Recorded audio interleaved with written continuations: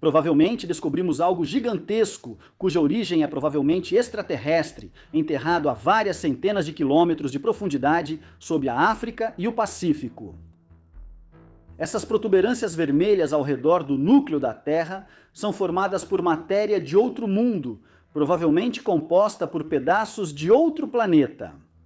E para entender como pedaços de outro planeta puderam acabar enterrados dentro do nosso, vamos precisar seguir uma pista que vai nos levar a presenciar um impacto de uma violência inacreditável, um mini apocalipse, e principalmente analisar a enigmática origem da Lua. De onde vem nosso satélite? Essa questão intrigante já tirou o sono de muitos pesquisadores por séculos. É preciso dizer que o sistema Terra-Lua é um caso singular no sistema solar. A Terra é o único planeta rochoso do sistema com um satélite tão massivo. Mercúrio, Vênus e Marte não possuem nenhum. E se deixarmos de lado Plutão e seu imponente satélite Caronte, a Terra é de longe o planeta do sistema solar que possui a maior Lua em relação ao seu tamanho. O fato de nosso satélite ter um raio de cerca de 1/4 do nosso planeta, com uma massa equivalente a um 80 avos, assim como a distância que nos separa hoje, que você vê na imagem em proporção, nos conta uma história terrível. Porque as leis da mecânica celeste sendo o que são, não se chega a particularidades assim, nem a uma distância dessas, sem motivo. E você vai ver que o terrível cenário que hoje é amplamente aceito para explicar a origem da Lua está certamente intimamente ligado a esses pedaços de outro planeta que encontramos enterrados dentro do nosso. A história começa cerca de 100 milhões de anos após o início da formação do Sistema Solar.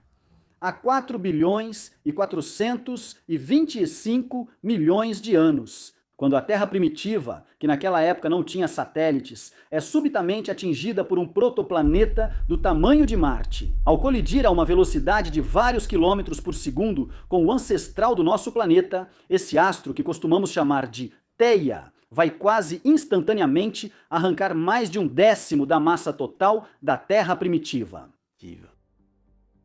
Vaporizados pela força do impacto e pela temperatura que, na colisão, atinge dezenas de milhares de graus, centenas de milhares de quilômetros cúbicos de rochas e metal são lançados ao espaço, formando um grande anel de detritos em fusão. Enquanto parte dos detritos incandescentes desse disco em órbita retorna à Terra, outra se aglomera e em centenas de milhares de anos forma a Lua. Nosso satélite nascente está coberto por um vasto oceano de magma branco, borbulhante e com centenas de quilômetros de profundidade que, devido ao calor do impacto, permanecerá por quase 200 milhões de anos. Na Terra, toda a superfície também foi completamente derretida e remodelada para formar um oceano global de lava incandescente que cobre todo o planeta. Acredita-se que levará milhões de anos de resfriamento até que a superfície comece a endurecer e forme uma crosta rochosa, ainda perfurada pela intensa atividade vulcânica. Esse cenário apocalíptico de fogo e luz, onde pedaços de planeta passaram quase instantaneamente do estado sólido para o líquido antes de serem lançados a milhares de quilômetros no espaço, provavelmente foi a última colisão colossal que o nosso sistema solar interno presenciou. E para entender por que esse cenário de fim de mundo foi, desde o começo dos anos 70, gradualmente se impondo. Para explicar a existência do nosso satélite, precisamos nos interessar pelas explicações concorrentes, que por um tempo foram consideradas antes de serem eliminadas uma a uma. Por exemplo, durante muito tempo se imaginou que a Lua poderia ter se formado a partir de um enorme pedaço da Terra primitiva, que teria sido arrancado dela apenas pela força centrífuga, numa época em que a Terra, extremamente jovem, girava extraordinariamente rápido sobre si mesma. Alguns chegaram até a sugerir que o imenso Oceano Pacífico, desprovido de continentes em sua superfície, poderia ser uma espécie de cicatriz atestando esse evento. Também foi proposto que nosso satélite tenha se formado por conta própria, sozinho, isolado, antes de ser simplesmente capturado pelo campo gravitacional da Terra. Ou ainda, que a Terra e a Lua tenham se formado juntas, ao mesmo tempo, a partir de um único disco de acreção primordial. O problema é que, por mais atraentes que essas hipóteses pudessem parecer no papel, Todas elas falharam em algum momento em explicar certas particularidades do sistema Terra-Lua. Por exemplo, a ideia de que a Lua foi arrancada da Terra apenas pela força centrífuga se mostra falsa ao analisarmos as particularidades da órbita lunar em detalhes. O movimento dos corpos em órbita segue as leis da mecânica celeste e, ao estudar o sistema Terra-Lua, podemos remontar no tempo para conhecer suas dinâmicas originais. Sabemos que, quando a Lua se formou, a Terra girava muito rápido e ela estava bem mais próxima do que hoje. Aliás, desde que as missões Apollo deixaram uma espécie de espelho na superfície lunar, somos capazes de saber com muita precisão a distância que nos separa do nosso satélite, a partir do tempo que a luz de um laser leva para voltar até nós. Isso confirma o que as equações da gravidade previam. Nosso satélite está se afastando de nós na mesma velocidade que crescem as unhas das mãos. Ao se afastar, a Lua exerce efeitos de maré que desaceleram levemente a rotação do nosso planeta sobre si mesmo, o que aumenta lenta, mas inexoravelmente a duração dos nossos dias. Foi possível calcular e mostrar que, quando se formou, a Lua estava cerca de 10 vezes mais próxima da Terra do que hoje, e a Terra girava bem mais rápido sobre si mesma. Há 500 milhões de anos, a duração do dia era de 20 horas. Há 2,5 bilhões de anos, era de apenas 12 horas. E pouco depois de se formar, há cerca de 4 bilhões de anos, a Terra primitiva girava sobre si mesma quase 5 vezes mais rápido do que faz hoje. A duração de um dia era de cerca de 5 horas, um valor impressionante, mas insuficiente para que a força centrífuga arrancasse grandes partes de um planeta. A hipótese de que a Terra e a Lua poderiam ter se formado juntas, no mesmo lugar e ao mesmo tempo, não permite explicar por que seus núcleos têm tamanhos tão diferentes. De fato, nosso satélite possui um núcleo de ferro extremamente pequeno, que representa apenas cerca de 1% de sua massa, enquanto o núcleo da Terra corresponde a quase 30% de sua massa. Porém, dois corpos formados dos mesmos materiais básicos deveriam ter núcleos com proporções metálicas quase idênticas. Quanto à teoria da captura gravitacional de uma lua errante que teria se formado em outro lugar do sistema solar, ela foi invalidada nos anos 70, quando a análise. Centenas de quilos de amostras lunares trazidas pelas expedições das missões Apollo mostraram que a composição da superfície do nosso satélite era sensivelmente semelhante à do manto da Terra. Ora, se a Lua se formou em outra região do sistema solar, é altamente improvável que ela acabasse tendo uma composição química praticamente idêntica à do nosso planeta. Para que a composição das rochas lunares seja tão próxima à do manto terrestre, é necessário que os dois astros tenham uma origem comum. Além disso, os estudos das rochas que compõem a superfície da Lua mostraram que no passado ela esteve completamente fundida.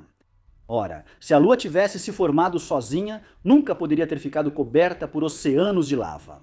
Apenas cenários altamente energéticos, como os de impactos gigantes catastróficos, são capazes de criar condições infernais a ponto de derreter a superfície de um astro por centenas de quilômetros de profundidade. Você entendeu a ideia? Essas descobertas surpreendentes surgiram uma após a outra. As teorias alternativas ao impacto gigante ainda são insuficientes para explicar todas as bizarrices observadas, sendo esta a única explicação plausível.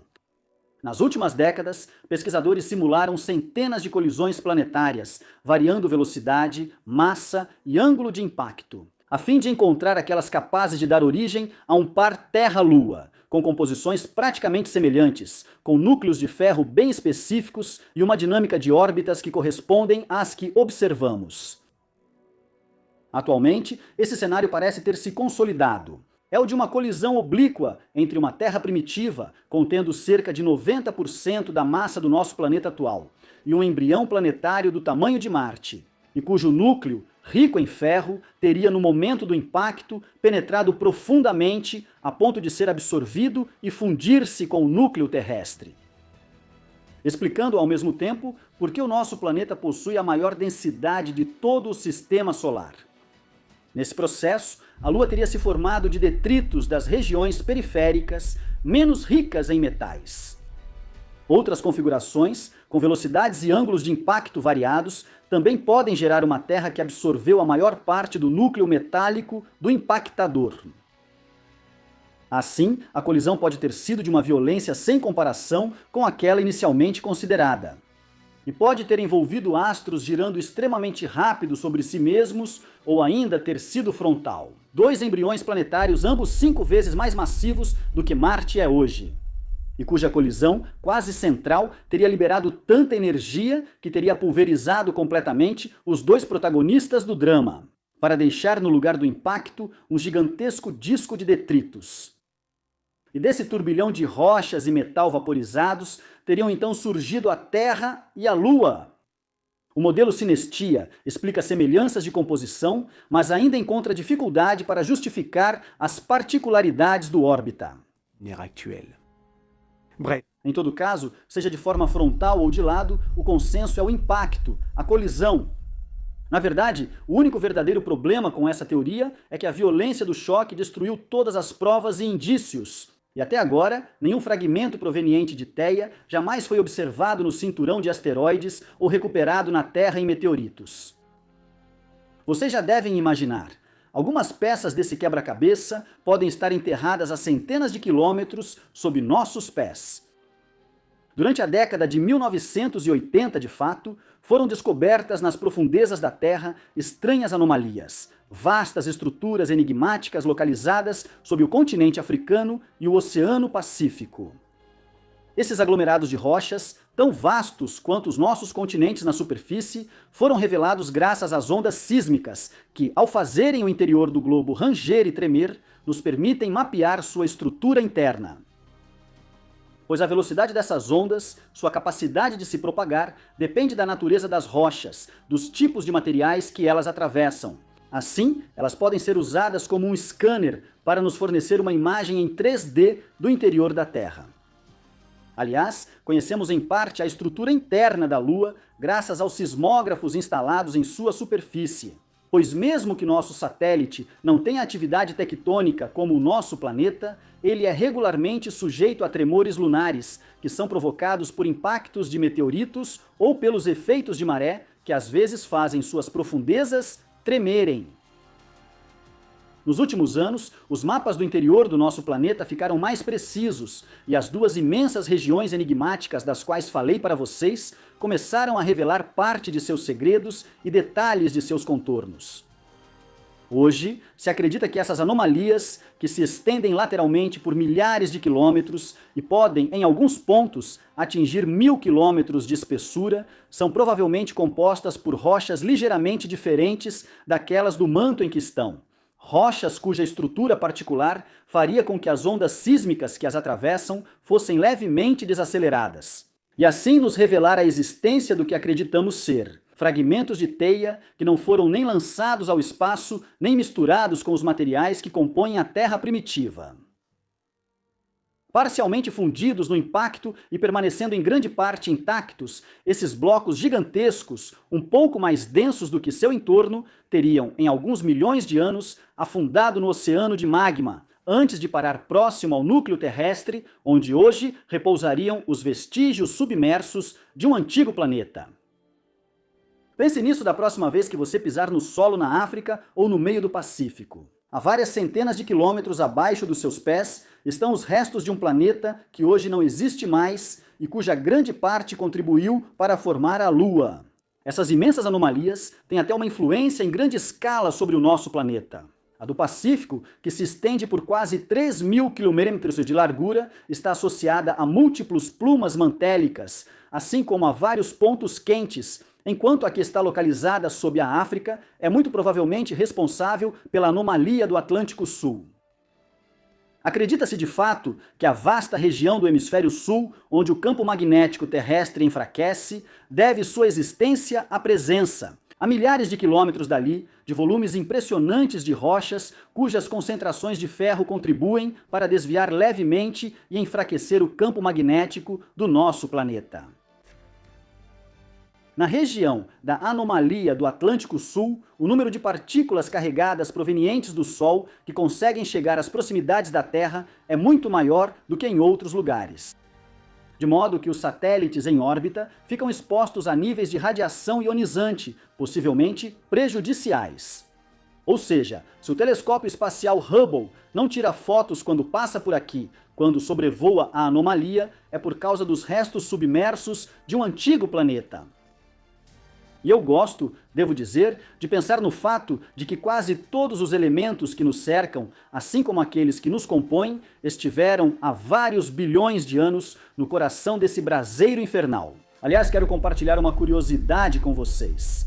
Se esse impacto nos deu a Lua, ele também é em grande parte responsável pelo fato de haver muito pouco ouro, assim como platina, na superfície do nosso planeta e do seu satélite. O impacto violento, ao criar oceanos de magma com centenas de quilômetros de profundidade, acentuou a distribuição desigual dos metais nos astros em fusão. Uma grande parte dos elementos chamados siderófilos, ou seja, que gostam de se ligar ao ferro, afundou para grandes profundidades para alimentar o núcleo com metais. De modo que quase todo o ouro que você encontra hoje na superfície do nosso planeta foi trazido pelo bombardeio tardio de meteoritos ricos em elementos metálicos. Ou seja, quase todo o ouro descoberto pela humanidade chegou à Terra após essa colisão, depois que a Lua se formou. No espaço, a destruição nunca é um fim trágico em si, mas sim uma nova oportunidade de criação e renovação. Desse caos incandescente primordial e aparentemente instável, germinaram as sementes de um casal lançado em uma dança a dois, de grande estabilidade. Ao remodelar e misturar a crosta terrestre, essa colisão titânica talvez até tenha facilitado o surgimento de condições propícias para a evolução da vida na Terra. Definitivamente, o fim de um mundo muitas vezes anuncia o começo de outro.